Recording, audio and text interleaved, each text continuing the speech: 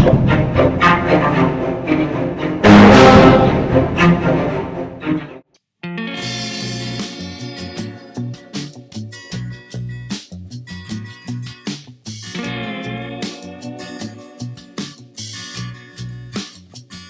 is Brian with Screenphiles.com and My Two Cents. Marvel Studios' Avengers Endgame has just overtaken Avatar as the most profitable film ever made. I believe that's adjusted for inflation as well. And that's a pretty remarkable achievement considering the fact that it's easy these days to forget what it is that made Marvel Studios great. Their films are not only critically acclaimed, they're also very popular with the general populace. And that's kind of a feat. But keep in mind something though.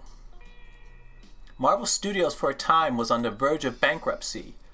Thor, Captain America, Iron Man, these are these are third string characters for the most part. The triumph of Marvel Studios is that they made everyone care about these characters. And that's pretty remarkable. And they did this, as I said earlier, by defying expectation, by not necessarily waiting to see what it is people expected from superhero movies, but creating it and having people join in. And that's really important. At the San Diego Comic-Con, Marvel Studios premiered what their upcoming slate would look like. And it appears they divided their presentation into two areas. Marvel Studios in television, which is not the same thing as Marvel Television, by the way. I don't know how that's going to pan out. That's kind of interesting, though.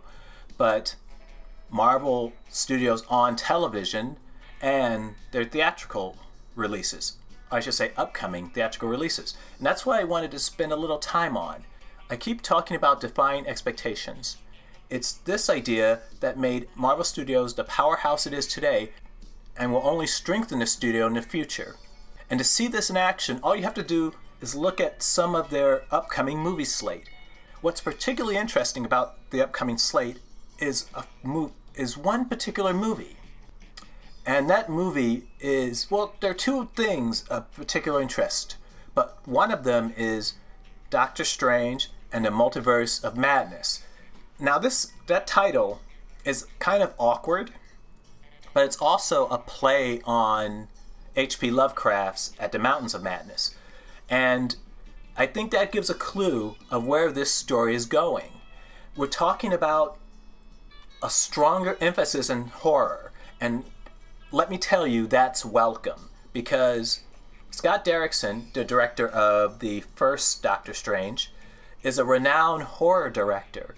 And while Doctor Strange had touches of that, it didn't go full in. Though I get the feeling with that title, we're going to see a greater entry into the world of horror. Scott Derrickson himself described it as scary. And while it's PG-13, you can go far with that. So what I think Marvel Studios is doing is that they know that their movies have an audience, a virtually built-in audience.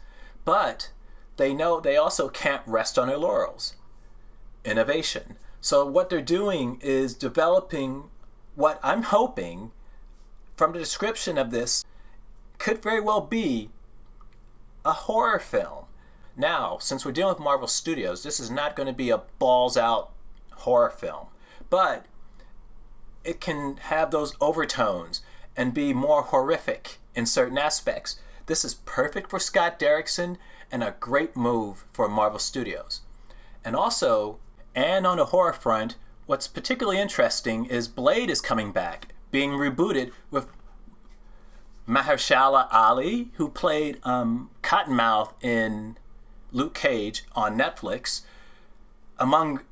He's also in True Detective and other things. He's a great actor, and he supposedly is going to play Blade.